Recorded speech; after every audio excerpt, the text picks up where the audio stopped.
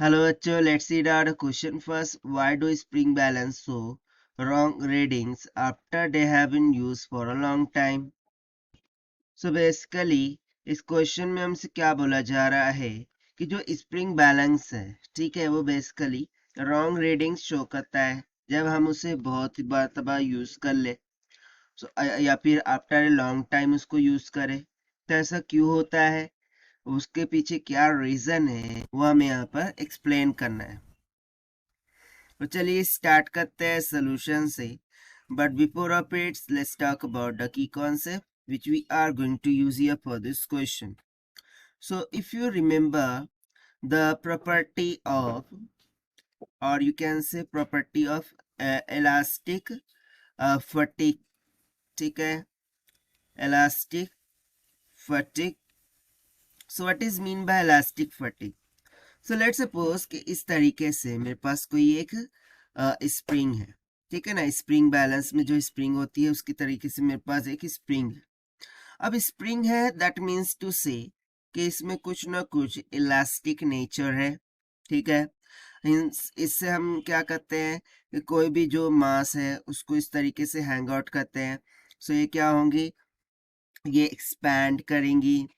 फिर देन जब हम इस मास को हटा लेंगे तो ये फिर से क्या कर देंगी, कॉन्ट्रास्ट कर जाएंगी। अब यदि मैं इस स्प्रिंग पर बार बार जो भी लोड्स है उसको अप्लाई कर रहा हूँ, सो इसके कारण से होता क्या है कि इसकी इलास्टिसिटी डिक्रीज होती है, जिसके कारण से इलास्टिक फटीग प्रोड्यूस होता है इनटू दिस स्प्रिंग। और यही वो कारण होता है जिसकी वजह से जो रीडिंग्स है, ठीक है ना, जो भी रीडिंग्स है स्प्रिंग बैलेंस में, वो हमें क्या होती मिलती है, रॉन्ग मिलती है।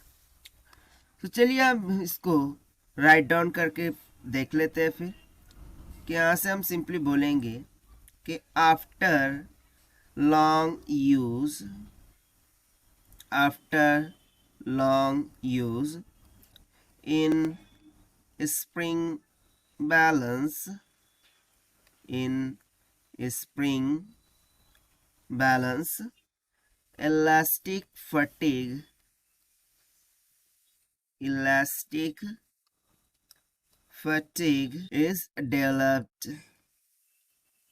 is developed। अब इस इलास्टिक फटीग के डेवलप्ड होने के कारण से क्या होता है, जो इलास्टिसिटी ऑफ स्प्रिंग है वो डिक्रीज होती है। इलास्टिसिटी ऑफ स्प्रिंग डिक्रीजेस, इसकी वजह से इलास्टिसिटी ऑफ स्प्रिंग क्या होती है, डिक्रीज होती है। और इसी कारण से जो स्प्रिंग बैलेंस है वो रॉन्ग रीडिंग्स शो करता है after the long time. So therefore spring balance show wrong reading after a long time in use, ठीक। सो देखिए यही हो जाएगा इसका आंसर जो कि हमने सॉल्व किया है by using the concept of elastic fatigue. So this is the required solution. I hope you understood it well. Best of luck. Thank you.